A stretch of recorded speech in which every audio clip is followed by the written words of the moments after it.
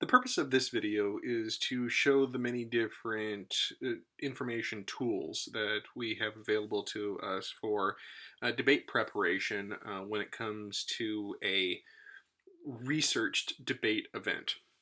Now, when we use the term research debate event or research-based debate event, we're talking about those debate associations that take care to select a single topic over a long period of time.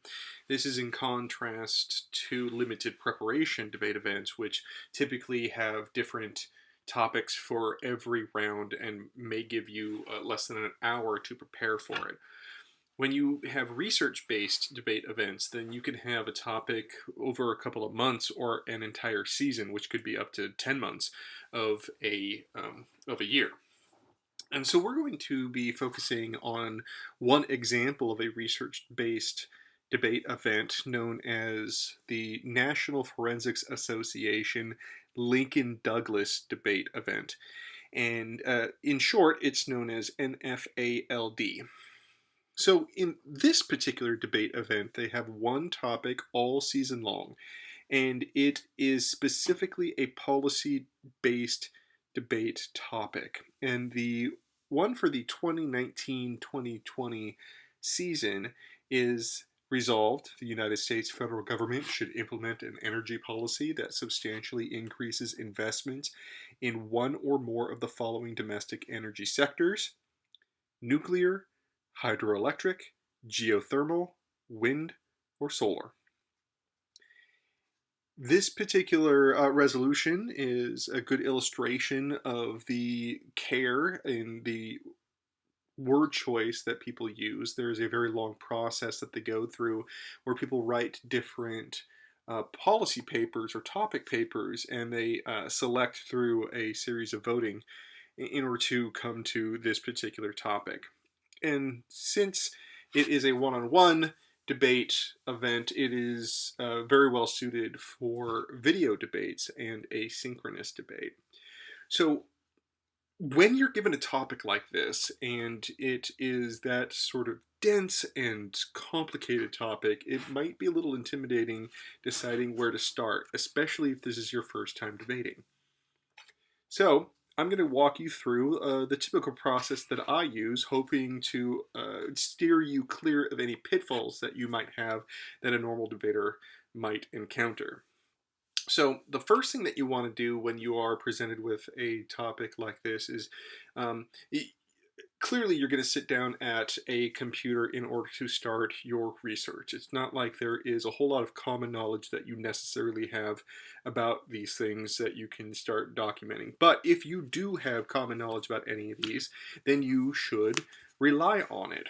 I myself, as a seasoned debater, have encountered several of these different energy sources in debates before, specifically nuclear, so I'm going to kind of focus in on that. But that's the extent that I'm going to allow my prior knowledge to influence where I'm going. I'm just going to pick the first of the 5 different types of energy. So you can imagine that after I'm done with nuclear, I would do the same process for hydroelectric, geothermal, etc., etc. So before I open up any web browsers or anything like that, you want to think about how you are going to collect evidence, the technical aspect of it. You can do something as simple as opening up a folder on your desktop or opening up something in Google Drive, especially if you're sharing it with people, and then just sort of copy and paste the information that you want or save it as an HTML. But I would recommend something even simpler.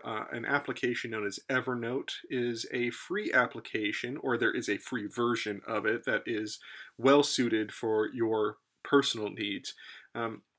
And what it does is that it collects just the article and the information and sort of excludes all the advertisements and stuff like that, and saves it in a really simple fashion. So after you have downloaded Evernote, it shows up as a little application button on the top of your web browser.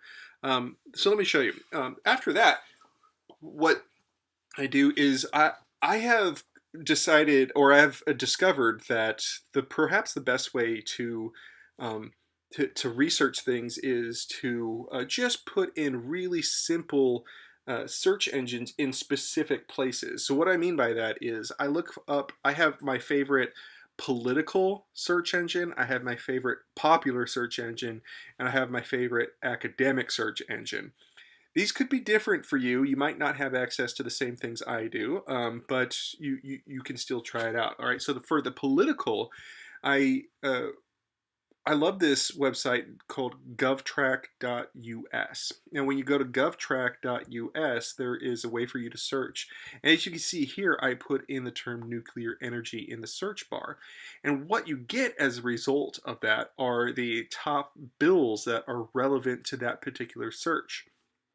I'm not going to go through every single one of them, but with you here. But just to let you know, inside these bills, I was able to kind of browse what they were saying, and there are some interesting pieces of information in there that makes it relevant. And so I would collect those. So let me just show you what it would look like using your note collecting system. All right, so I go to the first one. This one's the Nuclear Leadership Act. And if I want to read the text, I come here. Now, maybe I want to read it later. So what I do is I click on my Evernote application, and it says save clip here. And what the great thing about Evernote is that you can organize it according to notebooks. All right, so you see I already created one that's called bills, because this is a bill, and I would save that clip. So I click here, and what that does is it saves it in its own notebook. Okay, and then so I do that a number of times. I collect several different ones, and then I go to I check out the let's take a look here. So let's say I do that for that same process in the for the academic search engine. So what I'm using for my academic search engine is the EBSCOhost database. I'm using this because it's supplied through the college that I teach at. And so at any college that you go to, I promise you that there is some sort of academic database that you can access. And very likely EBSCOhost is at least one of them, if not the only one. But there's others such as LexisNexis and ProQuest that are also really good. So when I go and I do a nuclear energy search here, you can see that some of the things that pop up, first off, I get over 200,000 results, and that is just an overwhelming number of results. And so you want to limit those down a number of ways. Now, one way to do it is by only selecting full text. And when you select full text, that just means it selects the... Let's do this again. All right, so let me just sign in again to boom, boom, boom, to edit this out later. Get into the library, database, search complete.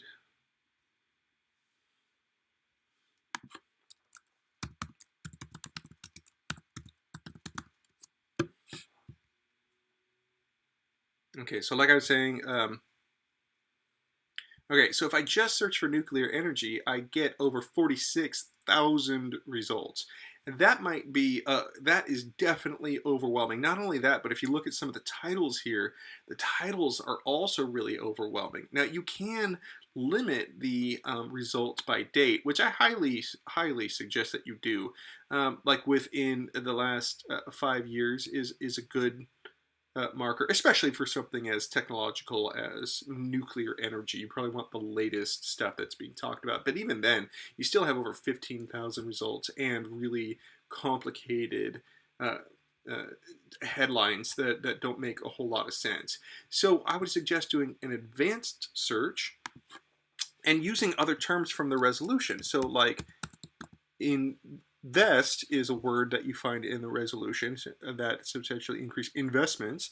So Nuclear Energy Invest, we have a couple of ones that don't understand. But look, the real cost of nuclear power, these ones are all very interesting. Should the United States invest in nuclear energy? And you can do the same thing as before, where you limit it to the last 5 years. And now you're down to 35 results. So then you do the same thing. You open it up and you see the results. And so here's an example of when I go to Google and put it in the search engine, I do a much more natural language, because Google has developed an algorithm that really does pretty good natural language searches. And so when I do that, there's a bunch of these as well. And so as I'm looking through it, I make sure that I'm taking notes and everything like that. But let me just kind of jump ahead to the next stage that I did was, you have to decide which areas, which articles that popped out at you seemed the most interesting. Now, from my experience, I know that anytime that you have more detail in your speeches, the better. And this particular result is really nice. And so especially when it comes to solving problems, all right? So if you're familiar with the stock issues, then you know that solvency is really important. And so it's difficult to find that at times. And so what I want to do is I want to find things that are actually working right now. And looking at things that are getting the attention of the United States Department of Energy as far as current investments, I think is a really good indication of these things that might work. So let me give you a summary of what I see in this particular article. Our government is already investing in some of these places. And my first thought is, well, heck, why don't we just increase that, right? Because the resolution says to substantially increase investments in one or more of the following domestic sectors. If we're already investing in these areas, we just increase our investment, right? So as I'm looking through this, basically this is just a list of companies that have received government money. So this is where critical thinking comes into play, and it's really important. I concluded that I'm going to look at each one of these companies and see what sort of information or news is surrounding them, and pick the ones that make the most sense or seem the most interesting or just are the best strategically. So rather than show you each one of them, I just went through and found every company that was receiving money. And what I did was I searched them individually. So when I would go here and I would just cut and paste the name of the business, and then when it comes up, instead of going for all, I would actually go to news, because otherwise every result means the first thing that comes up is NuScale Power telling me how awesome they are. But the news will give me the good and the bad, okay? And so this one's talking about safe reactors. That sounds really interesting. The next company was known as Columbia Basin Consulting Group. When I put that in, it's the search results are a little bit convoluted, like that's the one we already saw, but because very common words like Columbia Basin and Group in there, it just mixes the results. So I just kind of skip that one. This next one has some pretty good results, but the long and short of it is that each one of these results, it was giving me a little bit. I didn't even go into each one of the results, but I started seeing some things that caught my eye and that I wanted to know more about based on all of them put together. And the last one is actually a pretty good example of the things that were interesting me. Floating nuclear power plants seems really interesting, and that would be a fun thing to talk about. And advanced nuclear reactors that are safe. I noticed that this term molten salt reactor came up more than once, and thorium came up more than once. And now the reason why that's important is because it starts honing my research to more and more specific search terms rather than just nuclear energy in general. I'm going to start researching molten salt reactors. And just to kind of give you a preview, after a good 30 minutes to an hour of looking at these different things, I feel like settling down on a molten salt reactor a strategy seems like the thing that I'm willing to sort of commit to after this. And now my research has taken on a whole new framing, right? It's like now I'm just going to find information for thorium molten salt reactors, and that becomes the affirmative. And I think it's a really good illustration of how you allow sort of an organic approach to your research to allow you to come to a particular conclusion. Not only that, but some of the political results that I got was also brought those things up. So I go to things, and then all I do is a technique that I love is just doing Control F or Command F, depending on if you have a Mac, and then you start searching for certain terms like look at this, molten salt testing facility is written into one of these bills. So now I have multiple sources that can contribute to an overall narrative, both political, academic, and popular.